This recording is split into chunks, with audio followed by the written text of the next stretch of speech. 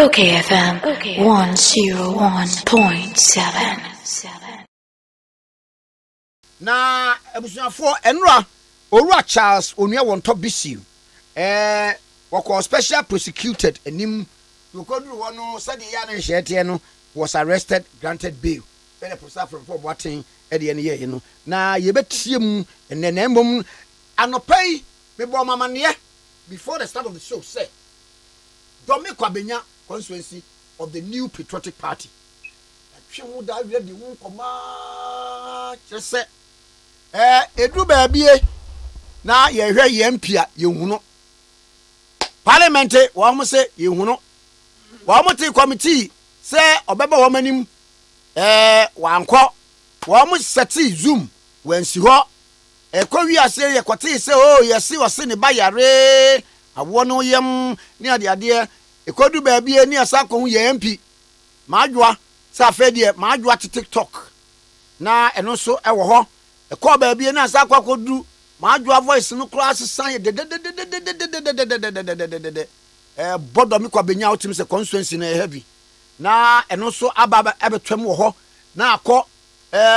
busa wo so baabie aduro no se yeyi na konya si nchen as MP na ho asem so adeda ho na abobomu na akọ akoduru obi di court for interpretation na no so ho wubusa afei members of parliament o me MPP fo no dodo no aso kase se oduebo mire bi ekote se bra wo mu vote ade na maami so ma ya twa plane ticket according to honorable Canada compre kwa Japan se on free charter flight ye mfa ne mra no meto aba na no so eda ho ye bebru ba bie ye se ye kwato aba no wo hwefie ye se chief of staff ma free ma pare ekọ ne ho kodi be do hwil be se de ho na no so ewo ho na ya maami waba wahya ase ekọ parliament na nanu sie hu se ye mampani ko bie ye posifo ba bi o mbeda no na okogina ho bie twae ne yate se wasa ne constituency fo no so ahia na constituency fo no so no edien na ekoso na yate nsa afre wo mu wo mo ha ka kom yegi ne kokoa no mu na ye no mo bedi nkomo ene na J ewa ha Ante Rebecca Kesse ewa ha na Michael was say nati wa ha na kwa ami Isaac nso so ewa ha na wura no me mamu nyina akwa abo ya Joseph na boko de boko na J eja we are there what constituency o me a police station organizer yes Efrimra sa honorable Adwoa Sarfo ba se na oma parliament na mu amuye police station organizer na de na unim ho de na se ede ba asem na na esie because yete se yese ne ba yare yete se yese ne ba abubu aguo entina maame no oni ho ba se oba abubu aguo nso kra na parliament for se chemensa bonso awase wo frɛ na wunya no wadum ni phone edu ba bi ono ankasa ne kunu dada yewura Canada compre kwa Japan wo se wa frɛ na wo mfa oba frɛ no kwa agito frensi am so sa die ne na esi Ofa Kwame edi kan mechia o na machia atiefo nyina omo mutie nyina na machia do me Kwabenya fo nso soronko na ensem a wo aye wanim sem ya wo bisaye asase ankasa ni mutirimopo no ehase free constituency emra 2020 ye prime minister no ye MP honorable Adwoa Sarfo say aden na ya mane kwan amananko on oppose na sa on oppose di obi ape na a party ni mra ne hyehyɛ kyerɛ sɛ ebredu a na kunyato a ye bie kwan ma obia o ye interested eba be contest but won kwa se wo pe on oppose enso so kwan ama ne yete wo no na nya kwan papa enti eba se party ni be bie kwan ato ho se obia me contest bi na after say a member of parliament ewini ye ebe ye candidate aye 2020 June a wo tu ni to akunya no constituency na antene nka biem antene nka se de yi se osori a eni se osori oba mu obi a chen dabi say what be parliamentary candidate asudie da so so obedi party nanim why campaign ama ho why campaign ama mampani no eno anu no wansi obiem from June or uni promise na mo bopunu mu busan ye hwehwe no ye hu no ni campaign launch kura wa amase o se dey ono campaign launch aye launch wa atomic wa amase o se bia na sabra na ne bayare no me pacho that time na ne banyare ye wini June o ye campaign no frankofo ba fie eni nkrofo hia ye nyina ye de ani hu no obakwa me we ani yale enye yamyale ye hu no ye declare resource no wo atomic no gina ho enti abufuo a se ni mo odi free wa wanye campaign no but 7 July yesu eni indi otimi ko parliament am yesu eni in ye man position a obedi minister otimi converting ekoye vetting 17 February converting nasi ehon na ye ka kire se wawo ye se wawo eye vetting nasi onabu muntaka enti yenya no no sori no nko na sada no wawo fufuro sana na moka ba ye ndem ni no consensus ma hu so onyemom okay and you say ne ha e ba ni bu ha omnyima e ko hye o mo furu ntem ntem ne mitimi nyiwa chinye but oh after vetting na okoye no okoye adwuma as a minister ama ni timi ko yi obi adi ama me musa question bi eno na no so no yese woni mo hia na hia no wodi tu monim se problem bi by se nyinsen ne seye ofogwa me ho na kame bai okay ho na kame hihia asem na bidu no after an event do ko yi adi wi ani bufu yi okoye no ya nti ne nka biem na nanu ya ye ho a oba last year I think November so oko parliament cry am say oba okotwam oba ko enu achi ya nti ne nka biem na nsen ya yesu honorable Brian Champion mu ye beto nso abai enu sa wanko ye ko bisa mu say ai party fo mpenifo na nsem onko party onko parliament eyi omoto Brian so aba no wanko wansi wo ye ko bisa o say party mpenifo se mo ma adenti na mo ma ye nim besi ne am say wan ko bisa ya o say party for ye ya ko so fo na bisa no esan say de na ekoso no ya bodo mi Kwabenya din sa ama ye din nya da biem mu station so other media stations de bia do mi Kwabenya ye mpinti ama ye din nya de enso do mi Kwabenya si su ne e oba fine je se o me adwuja anu ti na se obehia party for no mo kasa no ne kasa nchechire mu ni se okwa awo so na wanya ne ba na se de o kasa okwa awo so wanya ne ba tambe na wanya ne ba ne yanti ase as party for yenim eson ba ko na owo ye ne bia enu achi ne bia we no soso wo dabi don abo na so ba de yenyim se wo nyem wo emfie ba ko pe wo eye busum nkro acha na abusum du na yom ona bu de so bia wawo wo convert ye ka so wawo nti enya aneko afa enu achi ye so so asan wo wanya wo babiem yem dispute that but the honorable ne ye ka no entiase enim ye dwe ho aye entiase na ensembisa ne koso se ekoso se ebisa na ye nyam waye so eye nansen ya oba ye ya obeka ni nsem se wokoye ekwan ye kotu nini asem kese na to no ebra owo ho no for parliament die no wo montene nka yes honorable say chairman sabonsu mabusa ne habusa ne on your station ni tie da ya no so ohun no ba ekire no ene ekote se ne ba ko enso so yare ne ba de wen ekire no emse bia de oto ka ne ma no Kwame ne ba boy na oto ka na one ne ba TikTok no na Kwame se owura fia eye honorable Kennedy Akomplek ko Japan ne ba no and honorable Kennedy Japan ba say of a kwame wo ho na wo ba yare a wunim so oba yare. Oh yes. O yire be ka kire o.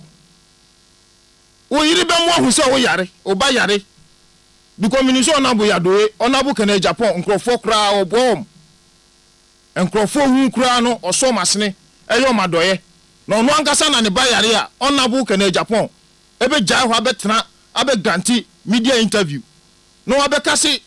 ne yire no ana oba na one na wo no eba no onim ho hwenti obeba be cha radio station na TV station so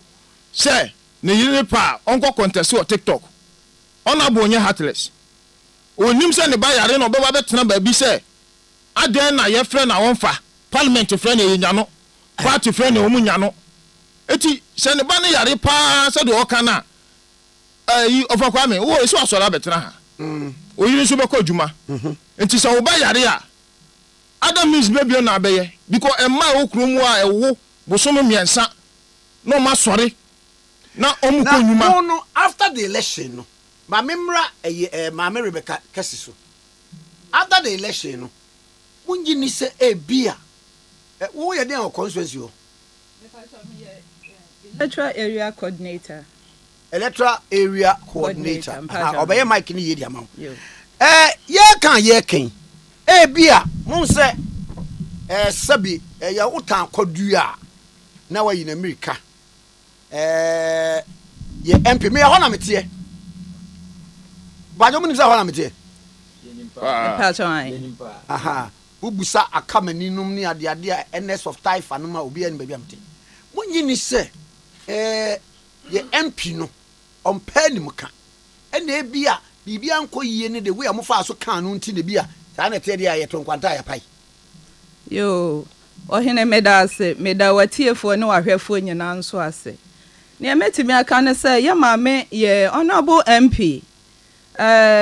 akoye se esu ene ban bi a ewonimu ade kire se every primary bia ye beto aba wo wade bia wo create edinya sympathy vote ene se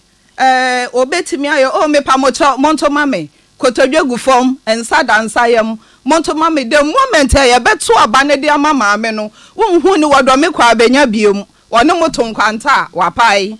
na sa esu ni bai we sen no wakose mu aba o san ba se o san ba be pre be position na dome Kwabenya fo emra wugya constituency ni wo ho na ene metime de mensa kasa dome Kwabenya ye offense because ye ni hwasofo ye maame a ono ye obatan na obutu ne maso no wapie enti dome Kwabenya ma no enkroma na echeche yere enti sa maame we say ye sa ma na ba se ayi yatisi development die o ye bi papa oh me pa cho nya no kre sa enya no kre yeah ntwaso yo enti masam ne say ehun hia ese ye beto abade ama no ye mami ekọ gender ministry eden na si ye obi a wo ye oba na wo ye oba tan ko street so enkware egu ho aba tan ne ma sofa anka also di ahoma bo yem na wugina sa wo ba tan na wudi ma ema no ebia aban ama no sa support no for the ministry it in bia wan so antimi ameboa me pa cho da bi enya no kre ni nyina ne say oye the type wa won pese woni wo bi menka ne say oye the type wa on pese won pe animuka anase woni wo bi ebe hye bibi enu nti no nia ono de opanyina ne se we na mepa na mepe akwesa woni akwara anam na akwara no ehunu se bofro to bi etwam na o se mama to mame wan to ma na wo besu ana waje obesu ana waje wadane osugie enti woni musa every primary bia no osu a empanifo a wosoro ho no ebetie na o ma be campaign ama na wanya position no da bi afiwe de do me Kwabenya ma ya bre na no hia mo no se o hia mo no onka se ebia o sa ba biu o me pa de ne sie ya me pa to watu na numutuo se obesan ya ba biu watu na numutuo se obesan ababiem na adome Kwabenya ye ntimi nhwe ensan fa mami emetena konwane so biem ade cha se ye san eto abade mama mi ya sani nsuo ye no saa na wia ebeye suban na wodan na di last primaries a empenifo atwotworo free parliament ebe pushi no na onya support na odi wini ye by 8 vote no which means abano na nya ne dia na dome Kwabenya police station executive ya kasa ya se ye hia no ye mpe no na ebra aboba ye mire bi se okosresra nsori no e de no nkokyekyere wo mu se afedie ayarehwe ene wokoye ne mba no nti waba eno etisen yo eno de ya mpa me se nsori mienu bi na okọ 1990 mu na so eno anye nokre ade kira say ne nti ameka sa ne say wakohye mu a emfie bebre na waba as a member of parliament as wuti metina say na wo pe enwuma sa slot ni ade a wo be pe bidi ama wo constituency members aneti mamufo no yenya bi na say wakohye mu amfie mensa na wakotena TikTok di asa bonwum na cha say wa specialize our TikTok ho enti am say ho mom na okotena ye adwuma ebebo na onya constituency no ma wo mom betimi aye adwuma ewom mami ko abusuafo ene domi Kwabenya in perspective ena yedidi enkomo ahodo e wo constituency no na yedi hu nkomo ache mo kai se honorable koye no saa bre ofro se chemensa bonsua wo se ye hu no wo mo te committee wo mo amaka nyina ona mo Henry Court by we by wama yeseti zoom wanko eti na dodo na anim se bia constituency for de wo mo nim na de akwakọ wi a enkomya ba ne se honorable Adwoa Sarfo se de anamon no tie e kire se enche na wosan ayi ne tibiem na Michael osenati memo akwa ba ene egiso wo kwotena nsi na yeah okay constituency wo ye mu de yin me a youth organizer. Constituency youth organizer. Police station youth organizer. Police station youth organizer. Na wafa ma me fa kwanya isu na me nchia o. Na me hu da. Na me nim se woni achi efesa. Onya me shira opa. Am se constituency no no me youth organizer of police station. Oh. Do do na from me bojem. Bojem? Yes. Okay. Mami musa question back. Honorable Adwoa Sarfo. Yemfa ne say parliament di esi esi do mo hwe no mo nhu no afa die waba oba ye nso no na no esi one mo akasa so opeso osaba biem na ehun komo te sei yo wo fa Kwame me da wase na mafa akonya isu na machia domi Kwabenya fo emi se mpanyifo aka bibi se sempanyifo kwa gina omoba omodi nsempa na yede eba nti ni bi se Adwoa Sarfo akwa gina mfie mienu nifa nti ni so de asempa eba na wagya constituency ato over 2.5 years ba so kwa na owo nkrofo ye adwuma ma no obie ni ho no mo obie ni ho ube ye nyina be kanu kra dom Kwabenya constituency we say no ebe da mansan apaso pa in fact ne hayen police station executives no any dom Kwabenya man nyina ne hayen ne mom no esase ye ni kama fo nti no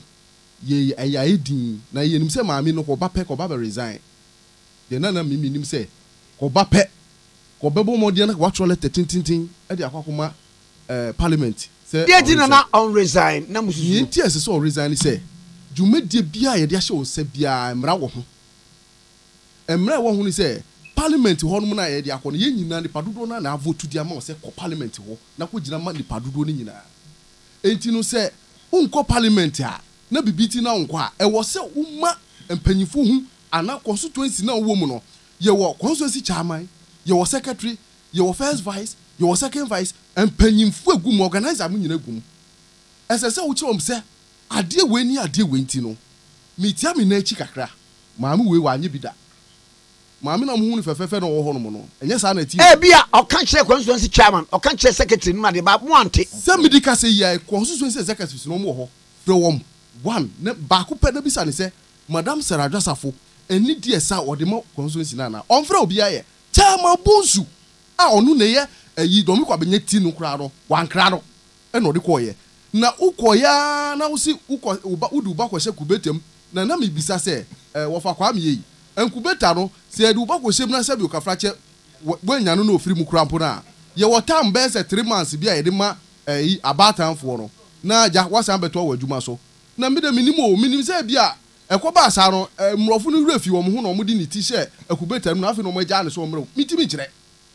enti no waba no ese so for structures ni so na oni constituency executives ni trase no ka je se funso se na maye mumfa me funso cha me na weni na me pese me to aso di fi ana se me papa ni ni mai sa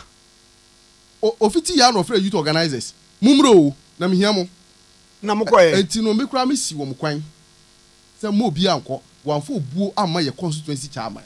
enti mo nko omo mo koye no so na mo so no mo kwato aba wono na executives no mututu a wo mo nyina you know nisu se fata na area ma no so nsu no asa nisu na sabi okafrache ofra wo mo no mo koye do dodo na mo ko ho no no si kire se wo kra Chinese rob de bae na wo de afa na ni asi na na osugu ye so anya no ne ye hwehwe wo fa kwa me anya no na no koto rob anade ya Chinese rob na wo osugu na ni asi se wa adan a mepamuche wo minya biom do me Kwabenya hia mpuntu na ede na oso onye biom enso num se wafom se okọ wankra obia na kwan ofa so di firi o ma we mu koye hwe do me Kwabenya se ye ton do me Kwabenya 10 cedi a se o ton do me Kwabenya wa mansan plate so a 1 cedi 50 pesos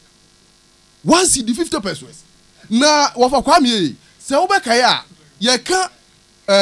constituency ye to abakese pa ye do me Kwabenya constituency na constituency na ni echi fefefe na se Sarah Joseph be ye constituency se ya na je se mu nipa ewo mu no se ya keken ho na ya nkan ya adwan fa nkyere no na bi anso mpanyimfo so a on be fi se de oye no e na ye na me ka we amana kọ ye mpanyimfo especially parliament worobo sabi okafrache ene obi na ye yini se ye kwa by election akese na ye se ye yi obi so kọ parliament no wetimi ankọ be ye 6 months a ye wo kwanya e de ne fa so adenti na se mpanyimfo a ewo parliament omutimi trase no omutimi hwe ma me we ni achi saa 2.5 years na omutimi ani na ya koye by election ani omo na ye biribi o 1 platform o so wayi ne ho afiri so 2 committee ni frɛ no a wanko 3 wo mo ye senka wo mo beto no so aba na yayi akonya afiri wo no dodo no bi injante se wo mo mpene ye ma maame no a emra 4 oba ye no so no oye senka obekọ committee nanim na wo mo se o da bi decision wo ma take dada enti ebinum de asam no kokoto for interpretation wo mo ntwai enti na bia yesi kwase no nsa na dwene wasana adwene wo fa sa adwene we de ye mpirima ne sisa onu na sisa nso yen a wo constituency no nya de be pene de ama no yen de na ye kan ye pe e wo parliament so mo ye ma ne se maame no mo ye impeach no na nka ya by election fefefe ye mo ye ya mputuo sonko e koso no do me Kwabenya ayeti se nsemampom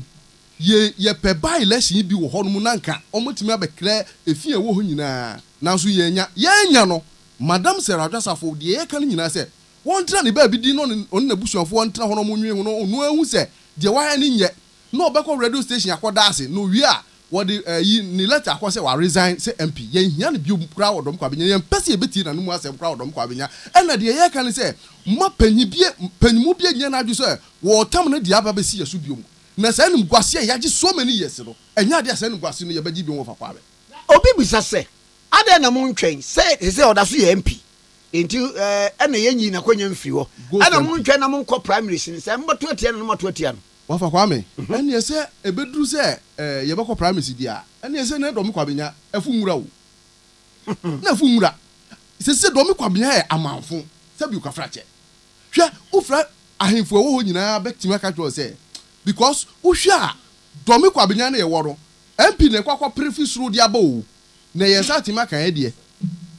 na susu do me Kwabenya ye ni MP MC o wo hodom susu na dwumodie a wodi no eso ani yie pa na susu no dwakro giframa ye den ebu ena ye se asoro mienu kun susu a ensinsen ye wase no ena ehunu amane MPP mai wase no ye na ehunu amane enti de ye kan se Sarah Joseph ba waba ne de se bi okafrache nye yem se waba na de to so mienu susu no ye sira no onya echiche chinchin no ochichi na ni ase na Chinese rob no one fan kwana yare ese fata no mfa nkosa ni yempese ebehu ni su bio mo do me Kwabenya one de ne hu no obesu a yempese ebehu ni su ni yempese ebehu ni su ni bio ana de toso nso no constituency na wo ho no mo no e wo wura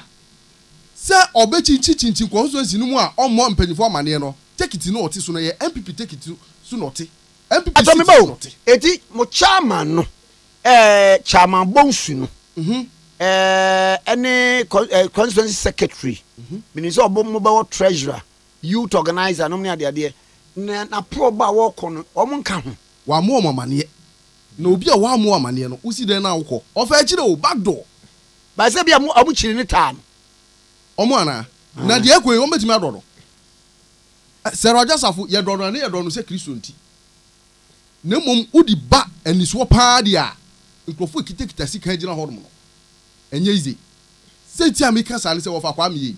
se roja safo eni gwase a wo de gudo mi Kwabenya no wo fa so uti Kwabenya nso ya toto ewu ne ekoso ne enso so MPC no mo ho no obi a se wo ntibutu na mo anope okohwe de esi ono oba time na okofa ono na akola yi wusu osakra ekoko akola yi wusu akola yewu wo fa kwa me akola yewu na akola yewu a bre na be ye wadwuma na mami mintie mu ha mu de mu ninim no ba kono na se wo yare no obubu agu ono ade no anyo ono an ye to ka amani no bi ani na mu obubu no ye to ka amani wo fa kwa me se be special enya no kre na de am ya ewo enkola no ho se wo se enkola no udi yare ebo akola ha won yare a u se ne dachi bia o yare na wonnim ana ye ne na Kennedy Japan beka Kennedy Japan ye nyin kwala no enfrim mo na so far se de ade na kwaye no so ndi ka kan oda so ye mpi sa no mu kan ba ye se de nyin bisa okay enti ene ye mamemra ayi so akaye brebe 6 minutes mamemra nana agye so nana agye fa kwa me de damonim as constituency executives de na ufi se mo ya nya mo nko na beboa mu ebeboa constituency no obi a wotim bia ene constituency a eson ene kuni ne ntire ete wo pa de na mo ya ebeboa fa kwa me de ye hwanim sesia ne se ye pe fresh candidate oba be di constituency nanim ama party ni direction dey ko because domi Kwabenya constituency so papa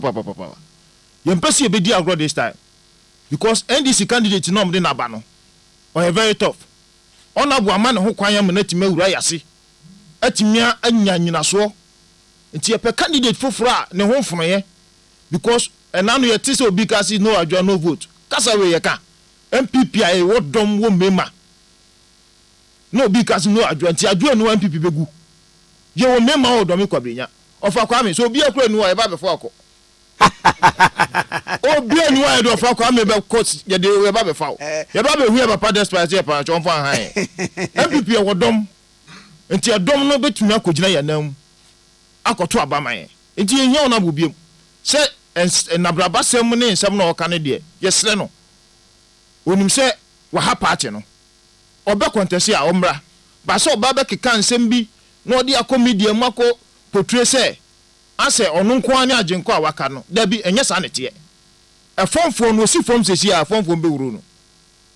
wo si sesi a enanu ya ohia nkrofo efie de atwa mu ayi na anu na police quarters no mampani be bie no da bi enya no enu kra wo sa okoe wo ba constituency mu ese no amoa se ko no ru ani lanku sam no okoe wo constituency se na mu bi bubu na michi obi anya ne hwe onabu uko wi ko president na me hu se eso oye say are you in this country also of our sharp bisan say of our sharp entina ye fra otikese no because constituency wo gbomu na wa wani nka den na asa ko prese ye san ma kwan biem na san be di constituency nanim debida na ye kan mumu no mu obi edom wo papa emema o na party sambra ne say o mema ns from taifa so otie mu pa minianu no mechiano pa edom wo ofakwa me enipa wo do me Kwabenya even delegation quite 1,000 and something wow Yes. 1,825. And no, I been deeper bebresi. Apart from that, you know more tiho. And yes, I'm get to. Now, say what the Jatua bar. Jantua say yenye den offer. Said the muadin any co and the akay and the bomb. Offer say oba your bonnet no be power chowa. Wo ye nkwala ndienim. Unu so offer dan ho saa na uwumu a na papa hu wanimu a na papa hu se me bai na nimu asesa. Enti wo ka bibia papa gitum. Udimi na kire say ade na wo ye wanu ho. He offer enye dedi kan ni o. Last 2018. O baby a otabu pa okoshemu ano ba o so oba kwaja fitire na o cha adware na o cha na o ye no huye ne be otabu pa no but when we say we bua ma na to etirunti this time round no we fa different strategy e no dey afa nchen no na bo amane o dey akomu IMF e ko yina o kan oh offer chem agey that honorable ba parliament and yetimi pass bill no that time na near year 11 na again because projections are say any projections are by any show say first na 11 year pass and you passing the following year of okay actually this year because na second speaker honorable Asiama person ko to ba yampre no kan na actually this year no ni won dia o hwan ka that time ke be to ba na me ya pass tie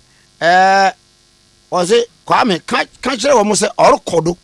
otie o me chiano minyan so so no o mo nyam ni nukware no ba do mo ntimi nka ba ye ya fatu ye ho se ye peso constituency ni ye ye pesi break age no ni ye betimi break am na anyankunudi anyankan kwa ye mfa honorable nko na ayi aba etwa mi ni vote susi yo na na do nya vote chan the first time every honorable best start contest from 2012 they be on your vote to change Nanado. But 2020 election, Nanado try no crowd bebre. Na I no cross say. Yes, mo percent ka moko pa lawyer Michael Kwe Jr. Sa papa no. Say ka constituency o. Minim. What sisi no pa. Eti so honorable Okwe are you ready? Wasiese hu so oba be contest ya ye beje no can we be meka say e bia on the shekiri David so no ye ready so oba ye beje no ye ready so oba mbeje no yes ye peni pa foforo keke okay nye say particular person kwa na emra ye hia ni pa foforo a wo MPP mu a wa ye ready wo do mi Kwabenya obetimi adi eno pa ne hia because foforo ne say munim nam sa akofan ba bia ma 3500 ye beti aburo sa ene ye lusu anu ya baby a omoche pork no ho no ofa de wo ti unim wonsem because afofo ne ajiga na even cross offer apart from the Kwabenya no and now no a ombe ye no adwa no vote na enkrofo frefre no mo ka say eti musa ti wa mama mi aba say ono na mo de no eba obi oti nche kro buofu ye asi ye ma ho kwan sa okay medase na mi ko bi no man ka Kwame aye ofa Kwame eyo na nso boko de nyame ase me ye youth organizer esan ye member of communication team do mi Kwabenya okay na dia akoso mfie be de ohuni uhuni sei me de akoso no enyame ade bi a mefa ne se me nwanwa because ye mu bi ni ye hu sene Adwoa Sarfo no tie dada na ye kan ya na nipa bi yenyan honorable honorable Adwoa Sarfo okay mu bi no sorry say me issue ni direct ye mu bi ni ehun sane otie dada ba na ye kan na nipa bi nyinni o ye nipa bi a one say o ye mistake na o kan o ye ne tamfo and at the same time no e ba ne say yenya adwuma pa on person obetena say ye adwuma because e wo hwa honorable ye nipa bi a na fa ne say MPP oba mu nyame aboa no na MPP pendifo nso ammo na bro to the extent say winning nipa procurement ye create ministry ema na oko procurement nso ni minister na wini deputy ebi ni ba bia because akufu ado baaye his excellency wetima create ministry ama procurement na uni deputy procurement office kra no nkwa adwuma ne office kra no nkwa adwuma yesade no kwahye agenda ho no nim se obesanya opportunity asesa ne nkrofo akogu antinu na maami ene na ye ne haw nti obeyi na di oyi na di amfa wate ada na eyade a wo ye oba the first time in 2008 na wo abe preposition na one man ene na ye ni pie a friend lawyer Samoa 2008 na chi no sesa na obefa EY Boache ene EY Boache ni wo akofa guy ba akona na dubi ono so mate se opam ne nne awo ye adwuma ni ye di ase bebam debi enye so ye adwuma ni ya unya adwuma ni suban no enye se adwuma no onye ni yo suban no na enye eti no otimi trafa akonche ayi ubisa na afakwa ma menka bi ubisa chairman asem no se wabehu constituency chairman last primaries ye ka obi a ode ne kra ni sika ne honhom eto ho e ma Adwoa Sarfo onabo Adwoa Sarfo na ye chairman Roberto Sebonsu odi ni bibia even some of delegates are no munni onabo Adwoa Sarfo fa ekoto abo ogu chairman fie nyina aso ogina saa ne omani nyina mu edi nachi ekonkode ma otimi wini by 8 vote uwini 8 vote no registration wanko ye registration wansim yesen to aba ya hu anim campaign ya hu anim ni nyina na chairman Bonsu ane previous municipal chief executive ane constituency executives ane namu eye adwuma na ma o yes adwuma ni nyina awie ya dey kura ye so in as a minister chairman na ti wachi enne wo so nsa so wachi eti chairman no wagimi ontena baabi na wakọ akohyemu antinka akwala kura de ebia utu kwan ena wantimi ankra wawofo a enka akọba be pacho eja mesrew efa mani so ena mankraw etiwe de mesre mo mfa nche meko sesese na chire te sen na mpanifo nso de chire ayeden abo mfiti preko penka se me de matiesim na okoka de me yakra san me ya etwa mawo ne se okoka wo mo amudidi na chi no se constituency executives ni na afa nte hu nya ba party ne wo mra enne se wo kan MPP do me Kwabenya tibre kese na echema Bonsu ona party ni ti etu ntimi fiti preko pa party ni ti kisu na wo utimi fiti preko pa nka se me matiesim so far because me a member of parliament yenye ne sa na nkrofo bi o nso keka se no Adwoa no vote of akwa me de se do me Kwabenya constituency no nya new mimi ni mo tai fada daada unye new ho wo de opa ma on sentrofo ntinsim na omunkoye survey ana se omumisa nkrofo se ye de onabo Adwoa Sarfo tisi abonte ade na betue se nyame amfa fia obi betima hwe adwun sokora bu yeso se nyame amfa fia ade a nkrofo de be ye wa abonte e bia yen mu bia nkrofo hu ye se ye polling station executive say didi party nanim o medi atem say yanka say yenim nyansa because we guye nim asia to the extent say enye domi Kwabenya nko a the whole Ghana opo domi Kwabenya onabo Adwoa Sarfo dini bebo no ma hu say we deviate say ya na yes akofa no ba say na ne ya ye wo ho no em say akaye kakra obaba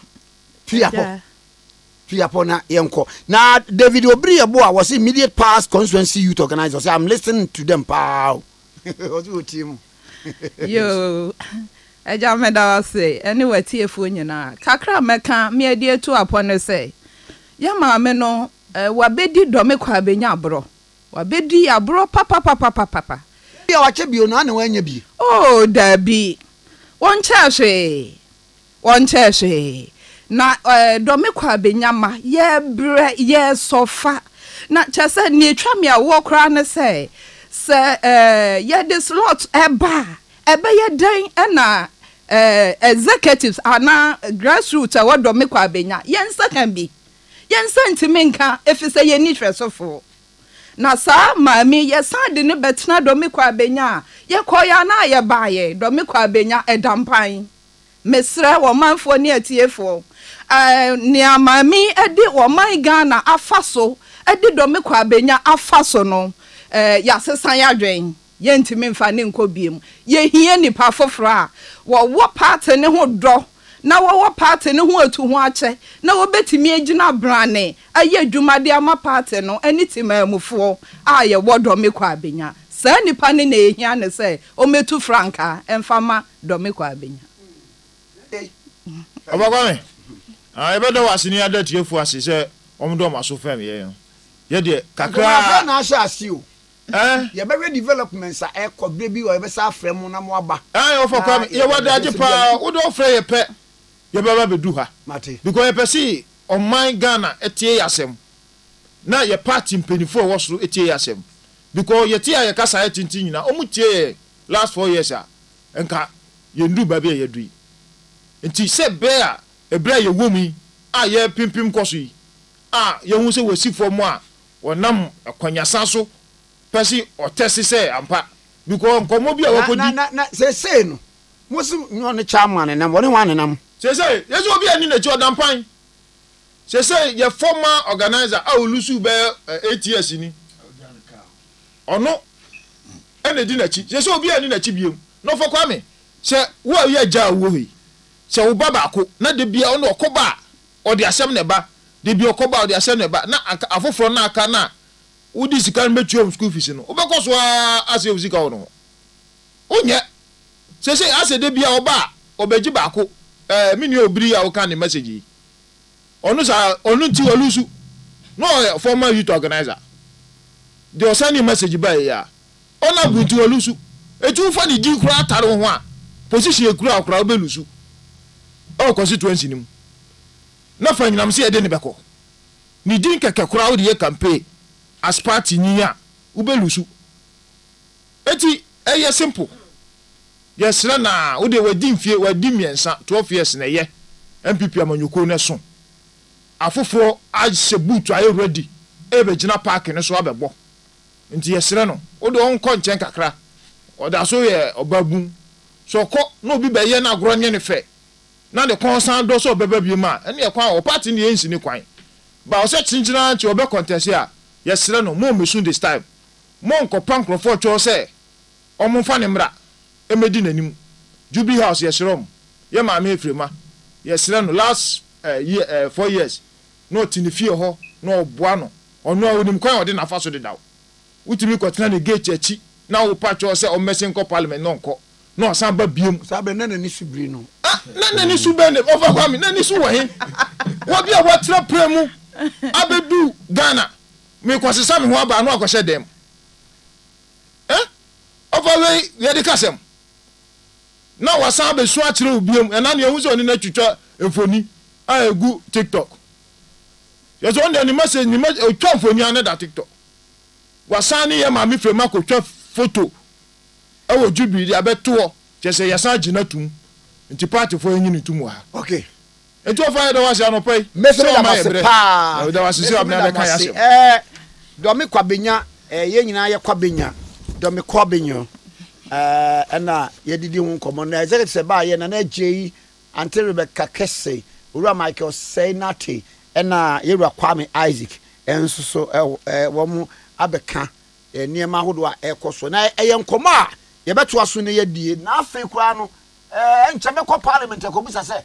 ni case no esisen issue no esisen na yedi hu so nkomo okay 101.7 so ini yedamu nyina so ase na